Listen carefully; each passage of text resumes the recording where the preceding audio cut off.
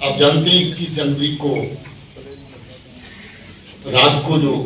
2 bomb लगाए गए, 20 की रात को, जो 21 की सुबह फटे। रात को 7:30 बजे के आसपास पहला और फिर उसके बाद दूसरा, और दोनों आईडीज के बीच में 20 मिनट का वक्फा इस तरीके से रखा गया कि जब पुलिस के लोग, सिक्योरिटी फोर्सेस के लोग वहां पर इमीडिएटली रश करते हैं, पहुंचते हैं, तो उनका बड़े से बड़ा नुकसान किया जा सके। और पहले में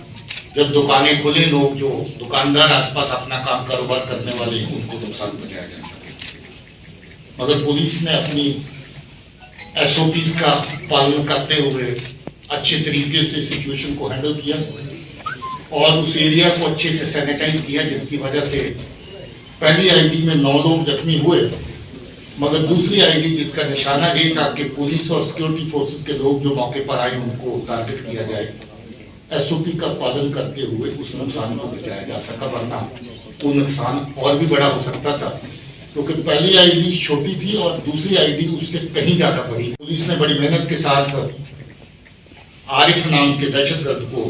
पकड़ा है, जो रियासी का रहने वाला है, और इसकी तफ्तीश और इंटेरोगेशन के दौरान ये पता नहीं चला कि ये आज से नहीं बल्कि पिछले लगभग 3 साल से ये 5 जो हैंडलर हैं दहशतगर्दी को चलाने वाले जो लोग हैं लश्कर तौबा के, उनके साथ इसका तालमेल है। इसका मामा काफी सालों से कराची पाकिस्तान में जाकर के सेटल हो रखा है। मामे के जरिए इसके साथ राब्ता हुआ और फिर एक दहशतगर्दी तंजीम को जो पारसी चलाने वाला कासिम नाम का आदमी है, वो भी रियासी का रहने वाला है। काफी लंबा अर्सा पहले वो पाकिस्तान में जाके सेटल हुआ है और आज पाकिस्तान की दहशतगर्दी की जननी जो है उसका साथ दे रहा है, उसका समर्थक, उनका सपोर्टर है, और दहशतगर्दी की कार्रवाइयां पाकिस्तान में बैठ करके यहाँ पर करवाता है। कासम ने लंबा अर्सा पहले 19 में इसके साथ राब्ता साधा। आपको याद होगा शास्त्री नगर में एक आईडी हुई थी, वो अभी तक उसका करने वाला कौन था वो बेनकाब नहीं हो पाया था। यही आदमी है जो शास्त्री नगर में फरवरी 22 में आईडी हुई थी, यही आदमी शामिल। आपको ये भी याद होगा कि कटरा में जो बस में आग लगी ब्लास्ट के बाद, उसमें बहुत सी चीजें पुलिस वर्कआउट कर पाई थी, मगर उसकी एक तार अभी तक जुड़ नहीं रही थी, एक कड़ी अभी तक जुड़ नहीं रही थी कि वो आईडी फिट किसने करी बस के अंदर। इसने माना है कि वो आईडी इसी ने फिट करी थी, एक नहीं बल्कि 2 आईडी लगाई थी ताकि लोगों का ज्यादा से ज्यादा नुकसान हो सके, और आईडी लगाने की जगह भी वो ढूंढी थी जो पेट्रोल टैंक को ही बारूद की तरह इस्तेमाल कर सके। और इसने आईडी बस के अंदर जाकर के सीट नंबर 3 के नीचे जहां पेट्रोल पंप पड़ता है उसके बिल्कुल ऊपर फिट करी थी, थैले के अंदर डाल के, और 2 आईडीज एक साथ फिट करी थी।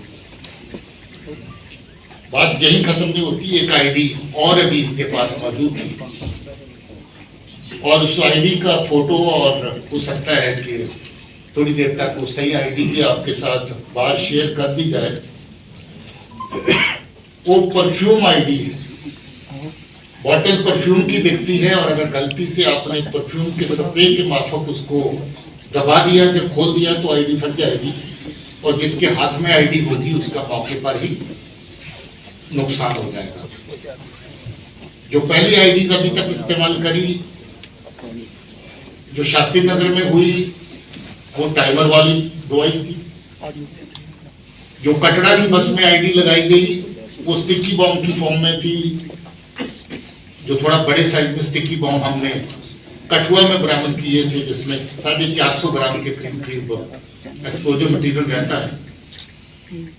और जो जहां पर लगाई आईडी एक 750 ग्राम की थी पहली आईडी, और जो दूसरी थी उसका वजन 1 किलो से भी ज्यादा था। टिफिन आईडी थी, स्टील टिफिन आईडी। और जो अभी आईडी पकड़ी है, मैंने आपको बताया कि वो परफ्यूम आईडी की तरह। यहाँ पर कोशिश है कि जो दहशतगर्दी के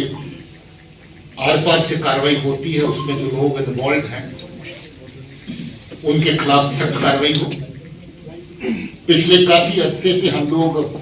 एक एक दहशतगर्द तंजीम को जिन्होंने दहशतगर्दी की कार्रवाई में यहाँ पर हिस्सा लिया उनके डोजियर तैयार किए और उन सब तंजीमों को जो दहशतगर्दी को जहाँ पर चलाते हैं उनको बैन करने की कार्रवाई गवर्नमेंट ऑफ इंडिया की सतह पर की गई। लगभग 1 दर्जन ऐसी ऑर्गेनाइजेशन है जिनको अभी तक बैन किया गया है या दहशतगर्दी की कार्रवाइयों में सम्मिलित होने के लिए नोटिफाई किया गया है कि ये दहशतगर्दी चलाने वाली ऑर्गेनाइजेशन है। और ऐसे ही लोग